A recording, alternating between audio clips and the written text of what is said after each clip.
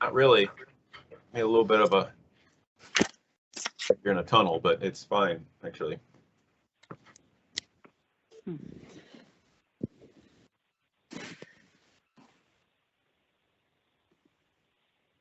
Do you want to chair this one, Brianna? Yes, I'm happy to. I just don't know why I don't see the button to unmute on the computer. So if I could just talk through the phone, that's fine with me. That works. I can hear you Okay, fine. great. Okay, I'll call the meeting to order. The GBUS special meeting regarding Glacier Creek Suspension Bridge funding, agenda 6 p.m. via Microsoft Teams, 6:04 right now.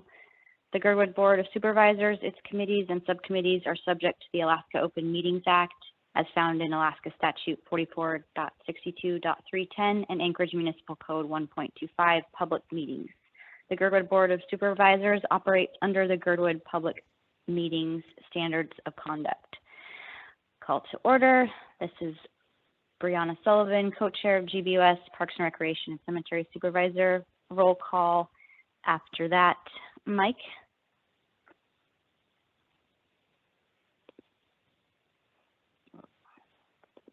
Sorry, Mike Edgington, unable to use mute button, unmute button. I'm co-chair land use supervisor. Thank you. Jennifer? Jennifer Wingard, Public Safety Supervisor. Thanks, Jennifer. Guy? Guy Wade, Fire Department Supervisor. And is Amanda here? Amanda's on vacation, so she couldn't make it tonight. Okay. So we do have a quorum, but we have Amanda absent. And then anyone else on the call? Any just staff here, Kyle and Margaret and Deborah. Okay. Go back to any disclosures for the meeting this evening? Just for clarity, can we state, so Amanda is excused absence, correct? Yeah, we couldn't get a hold of her because she's in BC in a remote lodge. So right. we called Yeah, for the she meeting did say. last Friday. Yep.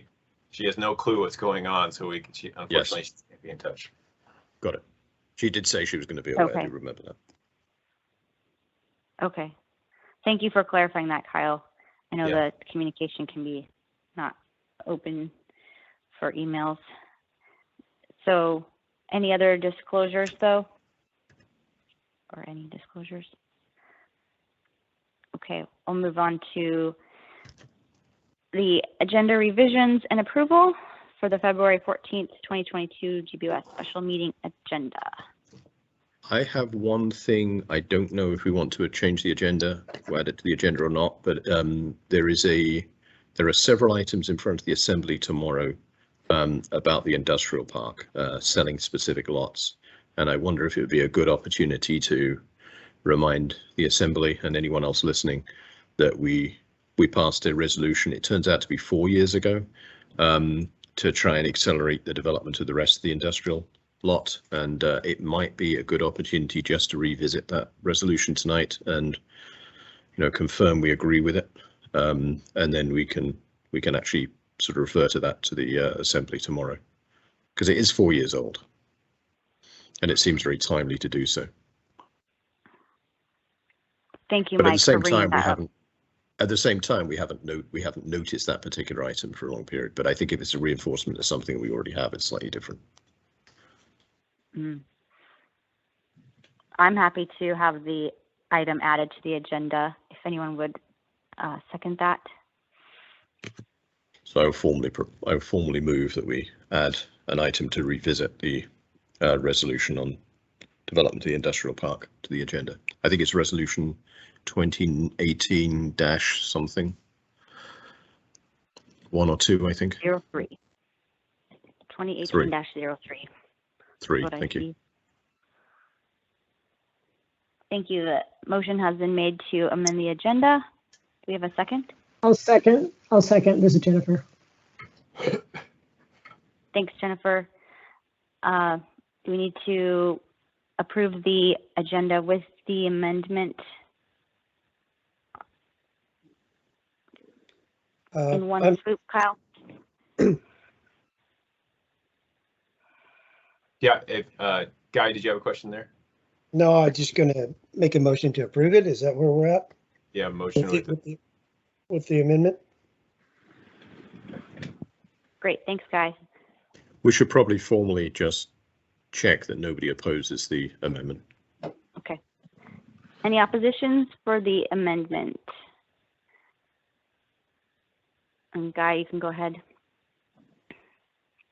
I'd like to propose it, that we accept the agenda as, along with the amendment to review the earlier GBOS resolution for development of the industrial park.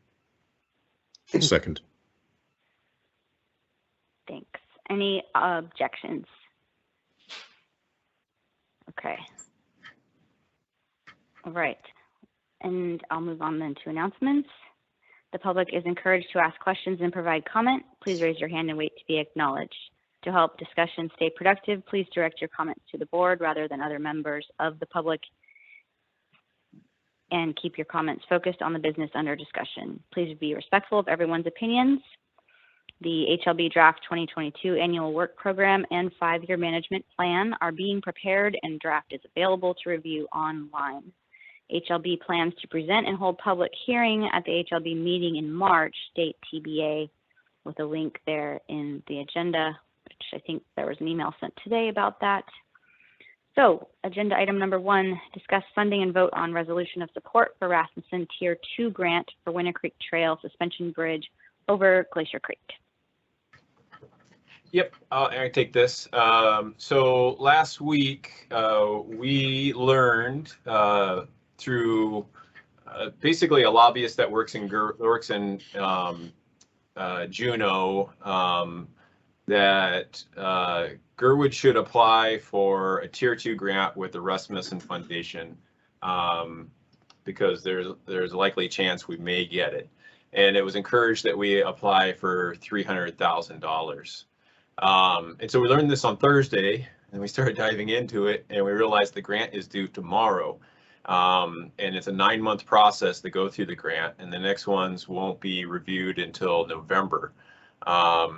And so the message we got from our representative in Juneau was that we should apply for it right away. That this is sort of a hot button issue. There's funding available, and there's support for it. And so Margaret and I started working away on it. And so what we did is we filled out here. I'll show you guys here on the screen.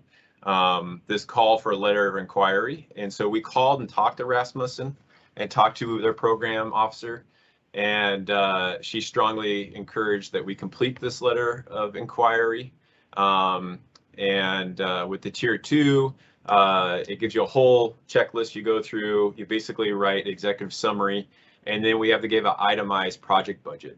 And so that's where we kind of got into, we wanted better clarity from the board that they are prepared to secure funds for the project and show that they secured funds for the project so that we can show that to Rasmussen.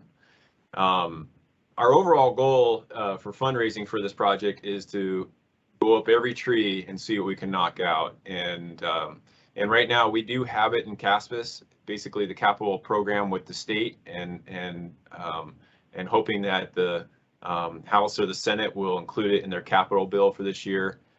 We have it with the Forest Service. They're tracking money. We're also tracking other grants. But a Rasmussen grant is a great grant to have. It always comes in, typically they come in at the backside of the project and help us get over the hump, and in this case they would. So basically we're looking at a project at this point in time, 1.5 million. We have gone up a little bit just because of the way inflation's been going, and that we're delaying it another year from 22 to 23. We just want to have a little bit more breathing room. And currently we have about, we have about 473,000 available that's dedicated to the suspension project that we got through the CARES Act. And so we're asking GBOS tonight to consider securing 500,000 out of our capital account for this project. It will be used primarily towards construction. We're using the 473,000 we got out of that CARES project to do all the design work, and we're starting that phase now for phase 2 to get basically a full bid package together and have a complete, ready to go, shovel-ready project so that we keep chasing these grant dollars as they come available. We see some other big grants coming that we're going to pursue as well, and then also work at different forums for fundraising out there. So at this point in time, we would secure the money, which would mean it would lock it up. We couldn't use it for any other projects, but we wouldn't use it until we know and ready to go to construction. And at that point, we'll probably have a great grasp about all the funding sources we have for this project in that aspect. But we want to show Rasmussen that the service area has committed and we're ready to move forward, and hopefully that strengthens our application with them when they go to think about this. So that's where we stand, and that's what we're requesting tonight, is basically to amend the resolution that you wrote just a few months ago in support of the hand tram, and adding a dollar amount into it, and doing that. And let me pull up that resolution as well here, but I'll open up the questions. I see Mike's got his hand up. Yep, go ahead, Mike. That's what I was going to ask. Just how does this differ from the thing we've already passed?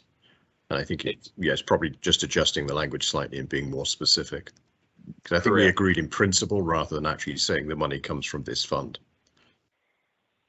Correct. Yep. And we agreed in principle and we didn't lock it down. And so let me talk a little bit about the funding, because I want you guys to be fully aware of that as we go through this, as to what we got going on with funding. And I'm going to switch some screens here.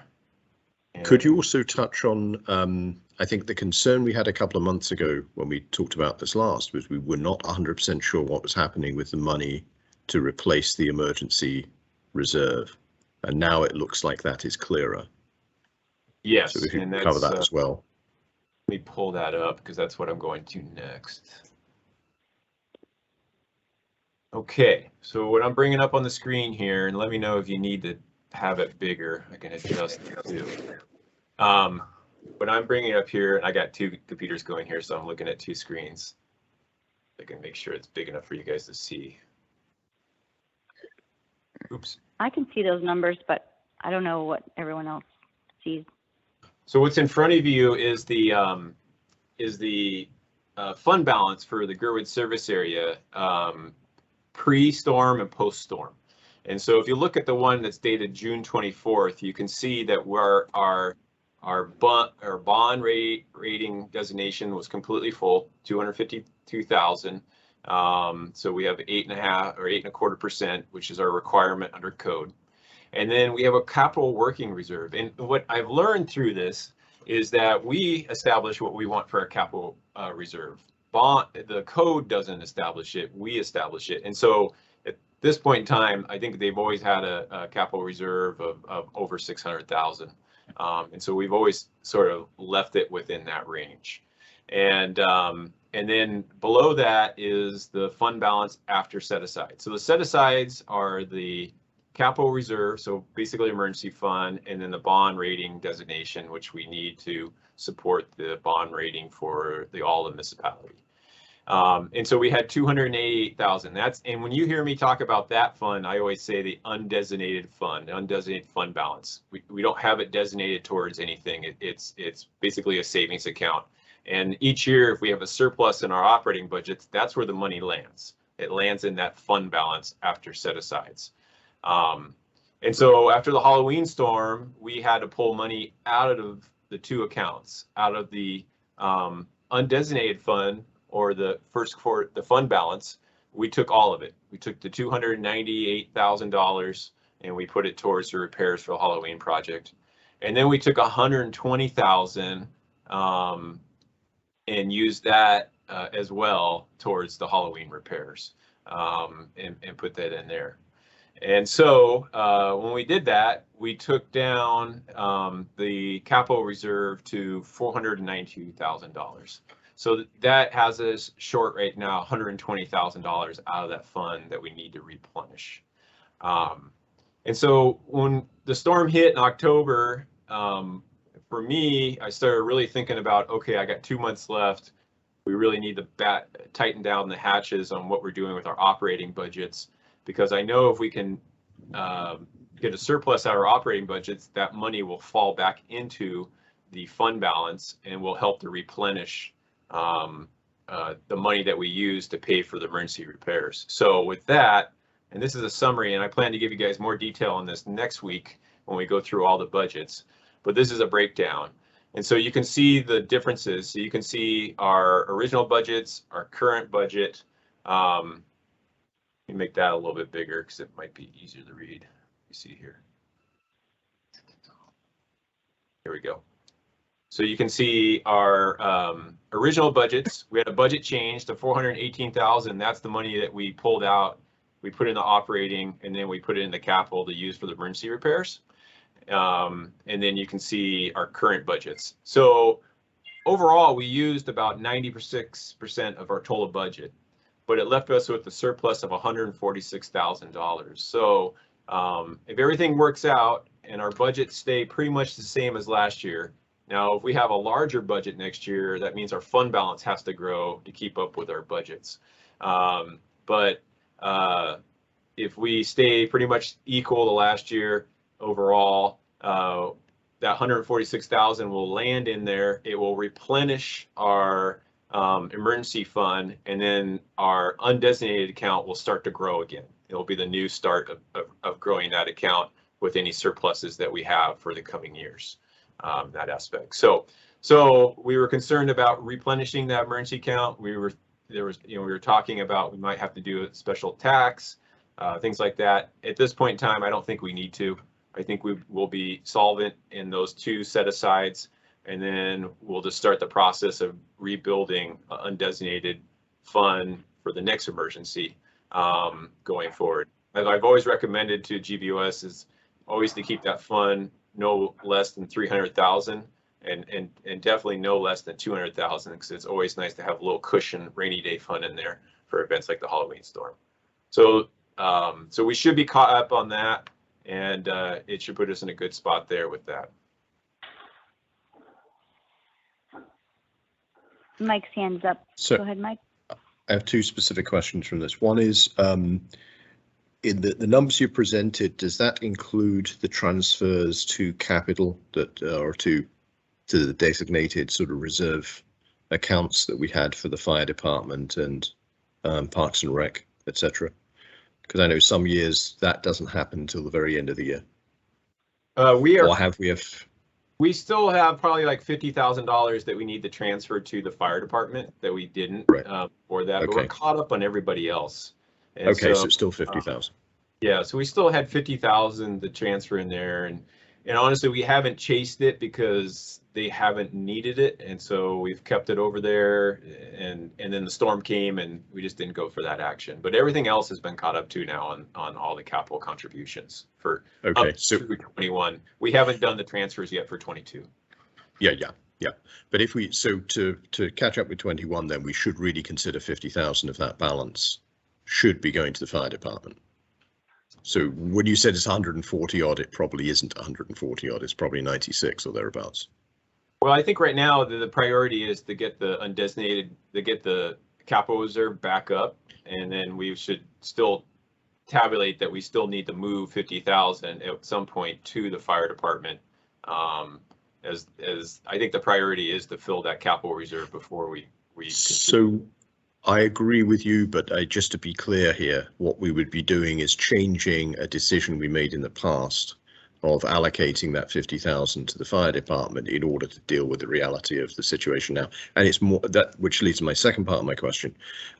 What we're discussing now is partly more of a cash flow issue than an actual asset issue, because the money we spent on the storm because of the emergency declaration should be eligible for refund or from refund from the state. if not the federal government, at least at the state level. So Right. we can look at that 400 or 1,000 we've spent so far and the money we're going to spend in dealing with things after breakup.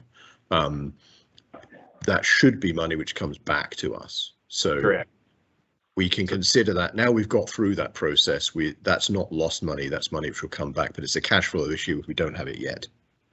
Yeah, and that's a good point in the sense that what Mike's talking about is that we get the emergency declaration from the state. We have started the reimbursement process with them, and so they're going through and looking at all of what we've done, and then it will take time to get money back from them. But we're hoping that we reclaim 100% of what we have spent so far on this during this emergency, and through the state coffers to replenish that. So we will start that process. So yes, we will see a good portion, hopefully all of the 400,000 that we have spent so far, and what we're estimating about another 106,000 that we'll have to do in the spring, come back from the state, and then that way we can push the money back to everywhere it goes, and then figure that all out. So what we're really dealing with is not so much we don't have the money because of cash flow issues, because of the way when it's going to get when it's going to get replenished. Not so much that we don't have the money at all, which is obviously a slightly different position. Very different position. We're in a good position to meet our responsibilities, and then plan for when those reimbursements come back and how to deal with them. But at this point, we don't need to do any sort of special assessment or anything like that. We can replenish and keep our responsibilities in check. Thank you, Mike, and thank you, Kyle. Guy, go ahead.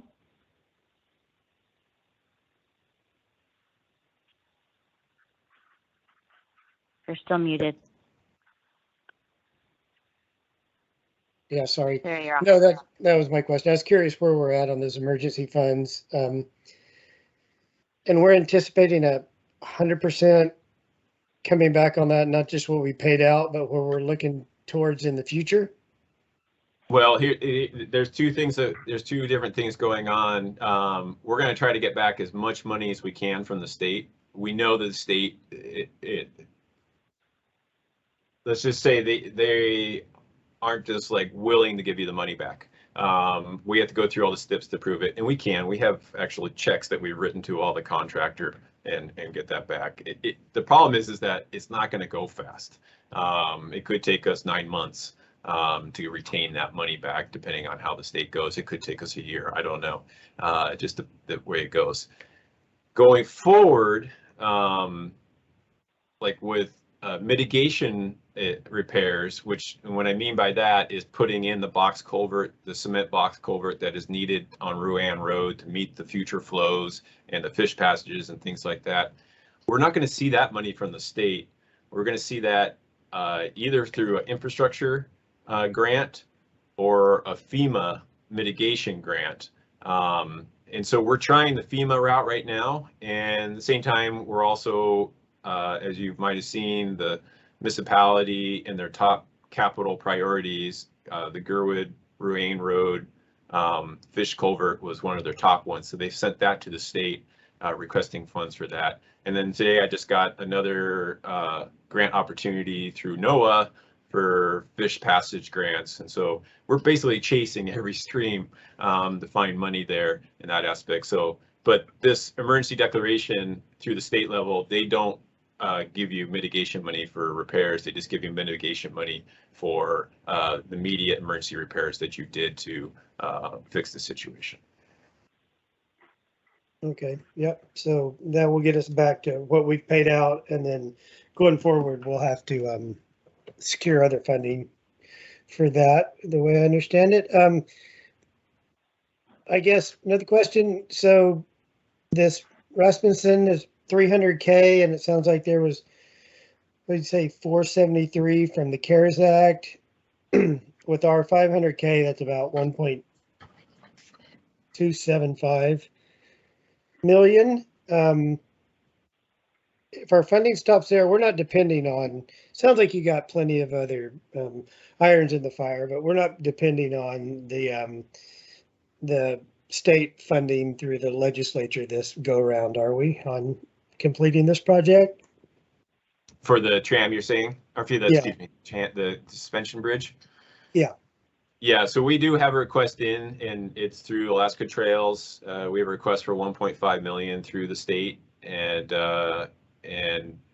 as Chris Von Immenhoff has been really involved with this. He wants to see this project completed, and so he's been working his connections down there, and he's basically being volatold everybody that they need to find funding for this project. So whatever capital funding that we could get out of the state, we will definitely take it. And I know the people who are advocating for the long trail are also advocating for this project as well, because it's a critical connection to that trail going north. And then also our partnership with U.S. Forest Service, they really see this bridge as a prototype for all the other bridges that they're going to have to build along the Iditarod Trail that they can't put a steel structure in like they traditionally do, or a wood truss structure like they did out at Spencer Glacier.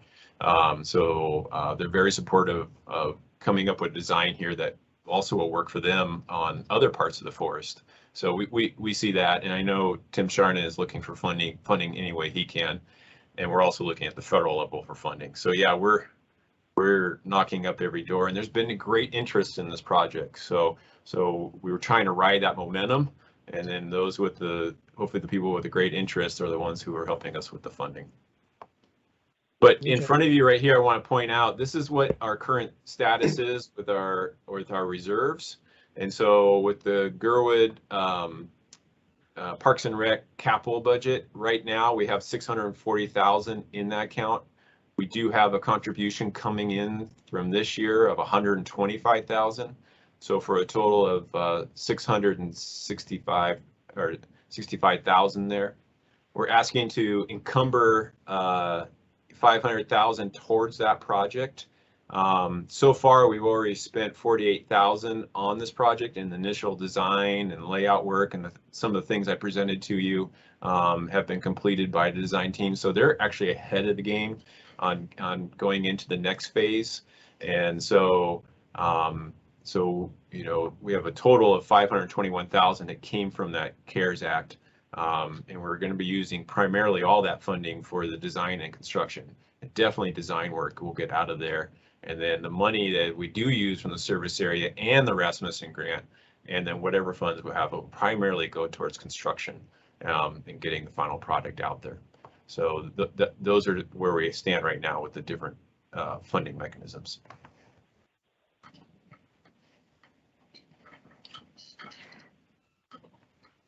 Great.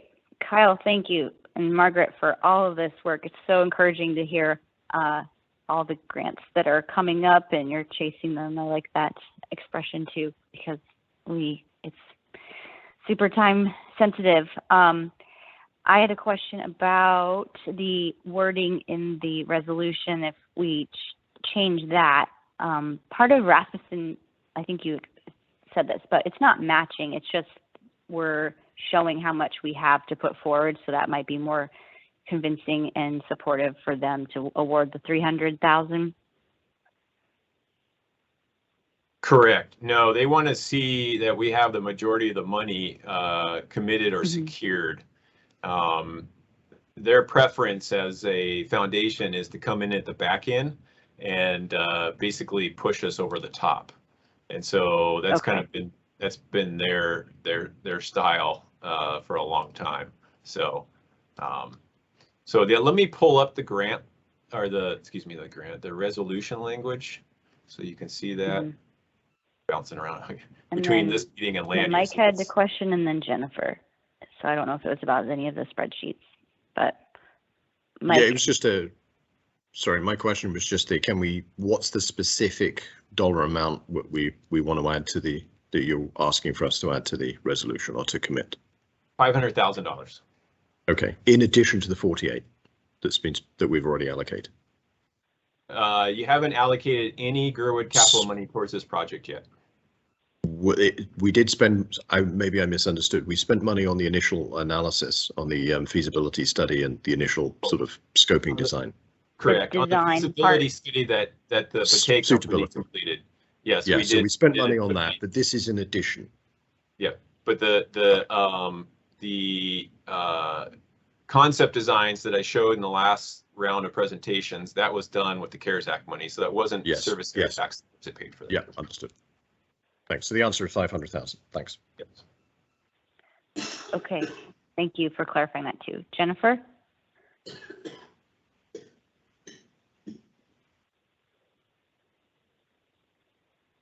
You're still muted, I think.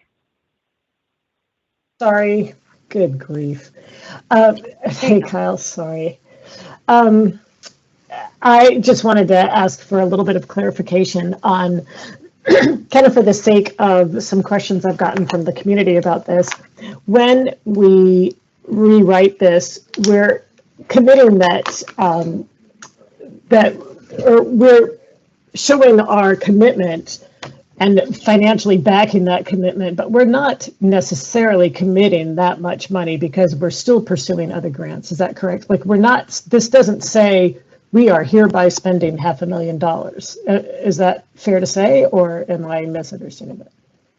Well, it really, I guess it really depends on where we're at with other capital raising methods by the time we get to the time it's going to go to construction.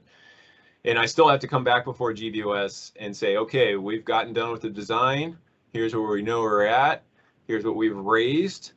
Are you ready to move forward with the funding and do that? And our goal is to decrease as much we can for the service area to pay towards this project. But same time, we have sort of a strong momentum right now to make this work. So what that final number is going to be, I can't tell you right now, but I tell you it's not going to be more than 500,000. Probably at this point. And so our goal is to whittle it down to whatever we can, with probably the service area still having some sort of buy-in on this project. It'd actually be wonderful if we could have a bunch of partners come together and fund this project and complete it, from local government to our regional government to private funders, things along those lines. But if we get real successful out there, maybe the service area doesn't pay anything in the long run. But at this point, to get this grant going, I need to show I have committed groups and fundings available to get us over the hump. And because we're showing that we still need to raise at least 200,000 more beyond this funding, the funding we have from the CARES Act, and if we get that $300,000 grant from Rasmussen. So. But the short answer is yes, we want to whittle it down as much as possible. Okay, sorry, can I just thank you for that. I had some questions, and I think that there's a little bit of misunderstanding from the community, maybe based on just on the agenda. I'm thinking that we were basically writing a $500,000 check, but we're showing our level of commitment and then hoping that we won't actually have to write that check. Yes, correct. I mean, that's our goal overall, is to raise as much money as we can. Thanks a lot. Guy, is your hand up from earlier? Otherwise, Mike has his hand up. Yeah, just to reiterate, we're kind of providing a backstop. What we're saying, if nobody else stands up, if none of the other attempts we're trying to get to, develop partnerships and to get funding sources, if none of those pan out, we commit to making up the difference. But we will do everything we can to make sure other people do stand up and encourage other people to contribute. But if we put that backstop in there, then there is no risk that the project will fail. So we're effectively saying we will build the tram, or we will do the bridge next year. And we're providing a guarantee of that. But the plan is we won't have to actually cut the check. I'll add a little bit that to it. My narrative constantly with everybody is that the service area is it's a great service area with a lot of projects and little funding. And so we're trying to take funding and spread it out across all these projects. And we're constantly looking for matching grants and things like that to have leverage. So we have some money and then we want to leverage it for more. And so, and that was really a huge selling point to me with the U.S. Forest Service and getting them to really understand why we want them to have ownership of the bridge was because it was basically, in the long run, it makes completely sense for you guys to own it because the service area will be struggling to maintain that for 50 years while trying to do other projects. And so this whole project also depends on them accepting ownership of the bridge. And if they don't, then I need to talk to the community about, okay, are you ready? Are you comfortable moving forward, owning the bridge? Because the Forest Service doesn't want to take it. So far, they've shown really positive signs about owning it. They're way on board. We have them in partnership with us as we start to go into this next design phase. And we're working through, you know, they have sort of complex design things compared to other departments. And so we're trying to work with all of that and get it figured out. But they also see the positives of making this all work too. So.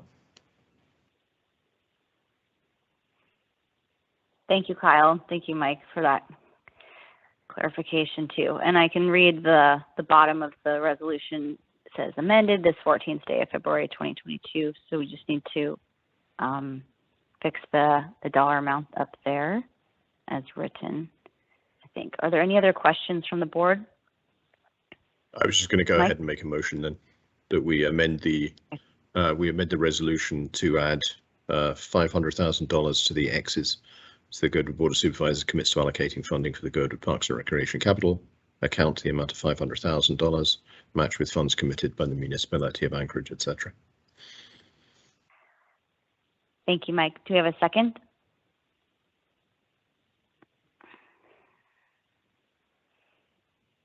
I'll second this, Jennifer. Thank you, Jennifer. Any further discussion on the resolution?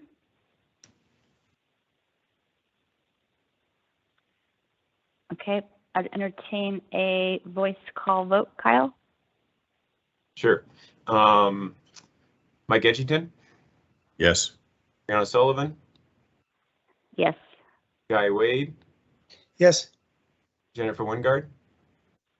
Yes. Motion passes 4-0.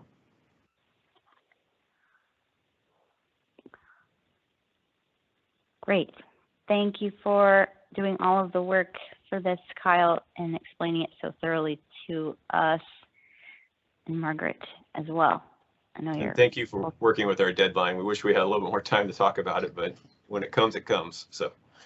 Yeah, and we'll hear about it more next week, you said, or at least for the budget part. Correct. We will definitely bring updates on it as we go through, and we'll talk about more at that meeting on the 28th, go over the 2021 budget. Okay. All right. For the item on the agenda number 2, let's go ahead and discuss the agenda items on the assembly tomorrow night. Firstly, the industrial park phase 1 sales that there are 14 EDF, I think. DEF, yeah, alphabetical order. So, Mike, would you like to start that off? Yeah, sure. What I was hoping, so this is this has been discussed before, I believe, definitely in land use, and I believe in GBOS. This is the sale to the current leaseholders of the lots that are properly platted. So that's the first 5 on the right-hand side as you go down. But back in 2018, 2018-03, and I thought it was more recent than that, but it was back in 2018. GBOS at the time committed to, or basically made a statement that we really wanted the phase 2, phase 3. So basically the rest of the build out to be done with priority. And it would be useful to kind of reiterate that message when we have the Assembly's attention. So what I wanted to see is, is that the will of the body now? This was obviously 4 years ago. The only person who's still on the body from then is me. So I just wanted to see if we could just look at this, either modify the language slightly and reissue it, or just simply, confirm that we support the language as exists. And then it's an opportunity to just reiterate that to the Assembly tomorrow. Thank you, Mike.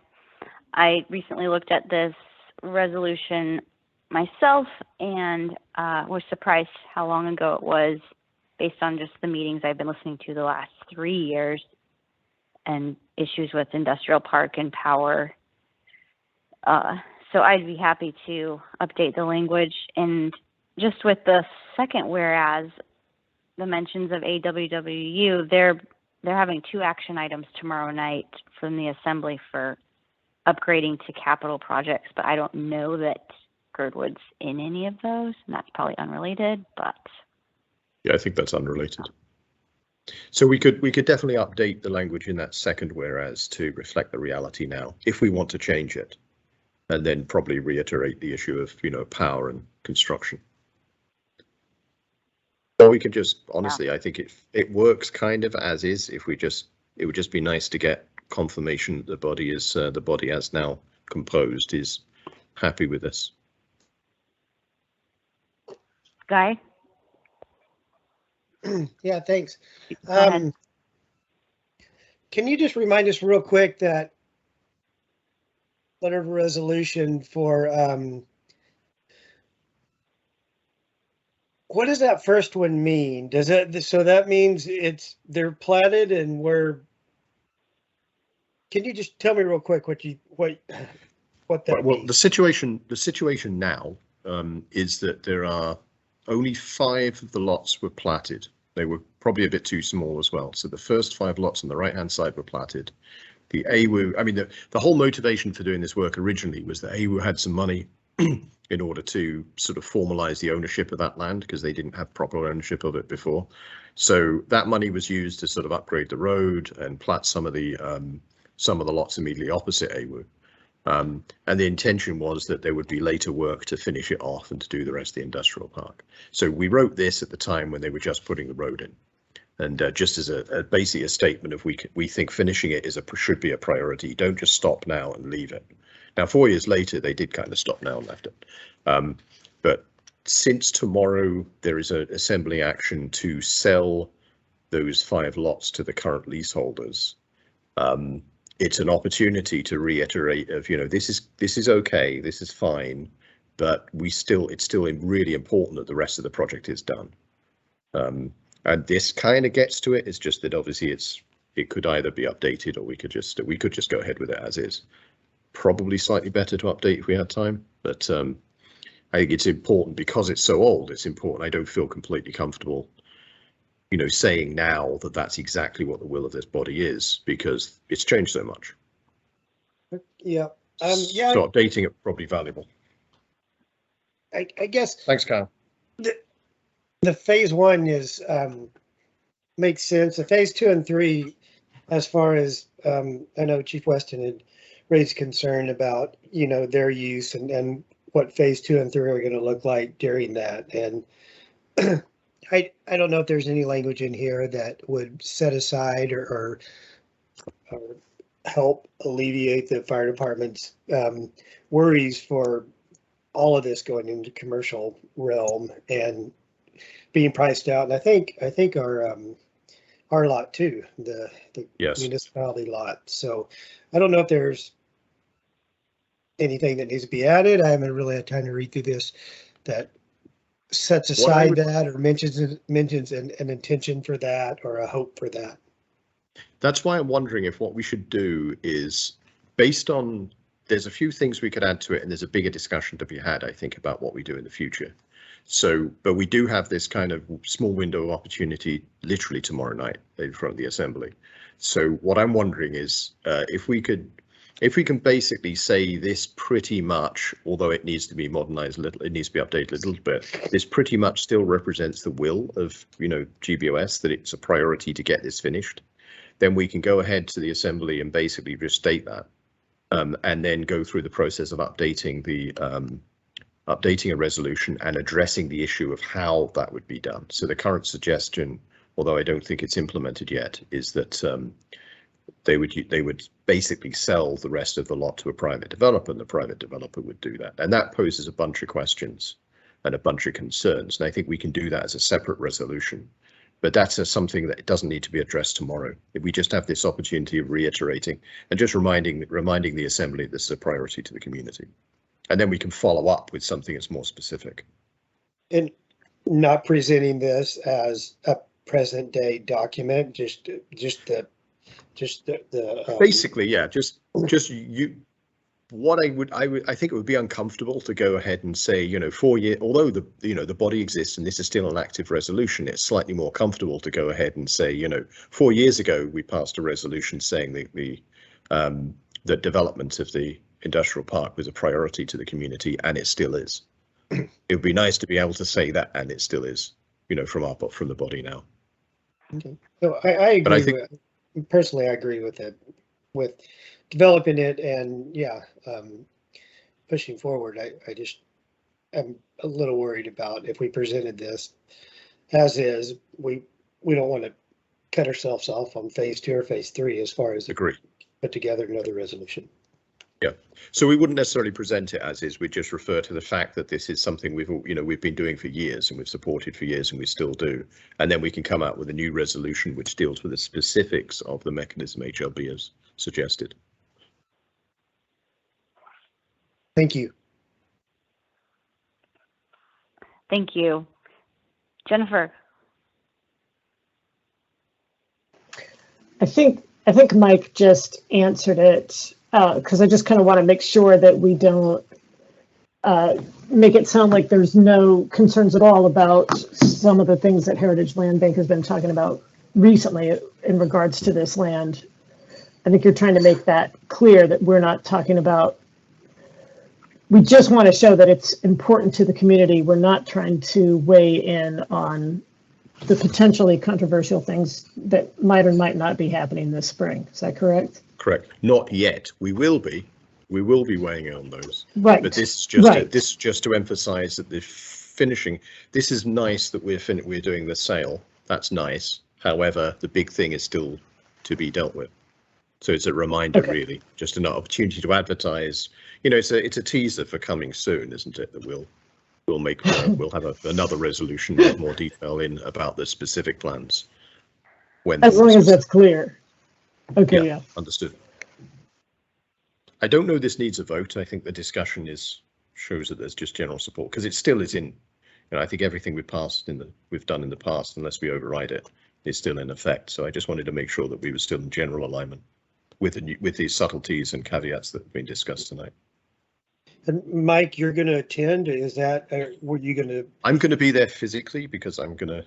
I have a couple of I have to be in town anyway, and have a couple of other things I want to talk to. But I don't know if I think Brianna was also would be fine talking to this. I don't know if you signed up, Brianna. Did you? You did.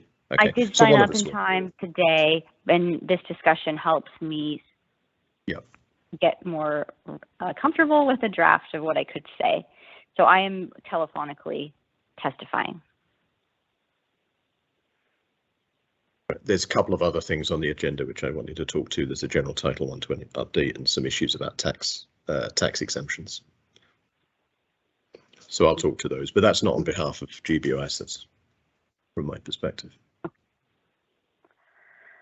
I think those that are going to represent us tomorrow understand, or I believe what you had said was kind of I support, and you understand the underlying issues and things going forward. So I appreciate it.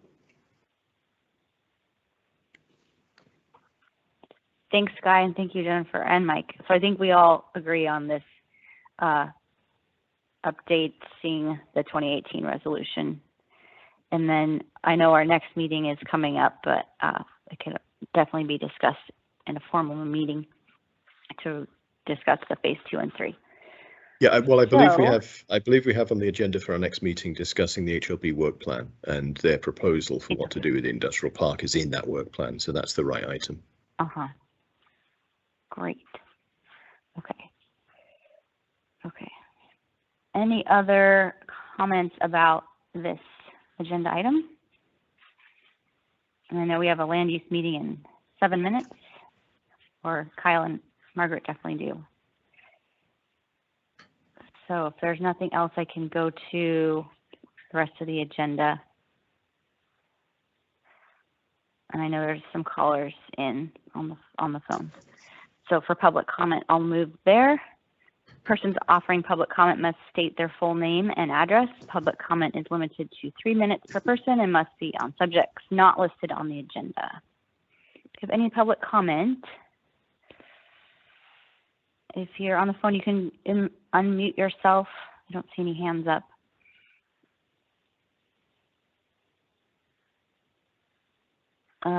Emma, your hand is up. Go ahead, please. Hi there. Can you hear me okay? Yes. Great, thanks. My name is Emma Kramer, and I'm a Girdwood resident here. I often suffer from not understanding the process, so I don't know how to pose my comments, but as the Upper Crow Creek Community Association president, I had been asked to speak about our feelings or some of our requests regarding the bridge. So is this not the appropriate time? Do you mean the hand tram replacement? The suspension bridge, yes. Yeah. Thanks. Yes. It's okay to speak on it. Okay. We manage our money to plow the road from September to May. And we often have folks that use the hand tram access, despite the fact that the road is, of course, not plowed by anybody except for private citizens. And so they often park on the edge of that parking lot, which happens to be one of the most narrow spots that's also after a hairpin turn below the Crow Creek mine. So the concern continues that in spring, we often deal with that section as it is ever since that hand tram parking lot was built. And basically, we just hope to be a part of this conversation to understand how to mitigate all the traffic that'll be coming, whether there's work plans in the works to plow it, and whether the plowing will go to that parking lot and or beyond. So I guess if those questions could be answered, that's great. Or else if we could please be considered as some of the folks that will be most heavily impacted in this area, we'd greatly appreciate it. And my last and quick statement is that personally, I find that this moment in Girdwood's community, this is a little callous to talk about spending $1 million on a suspension bridge who will be appreciated by many, but it doesn't solve the housing crisis. Thank you. Thank you. Are there any more public comments on the phone? Okay.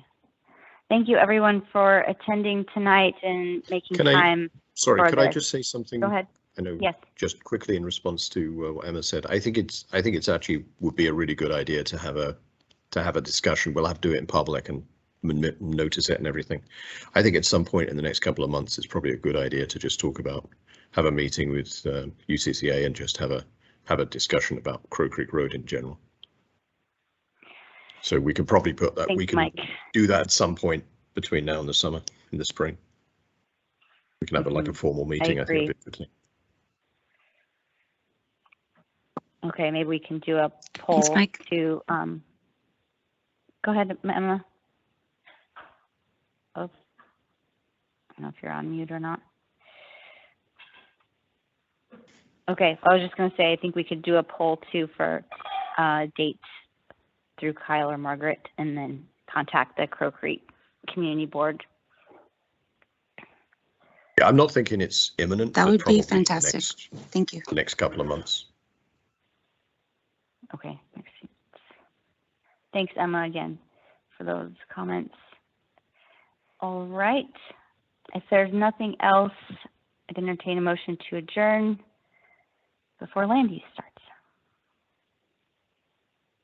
Good to adjourn. Okay. Any second? Second. Thank you, guys. Thanks, everyone. And thank you, Thanks, everyone. Kyle and Margaret.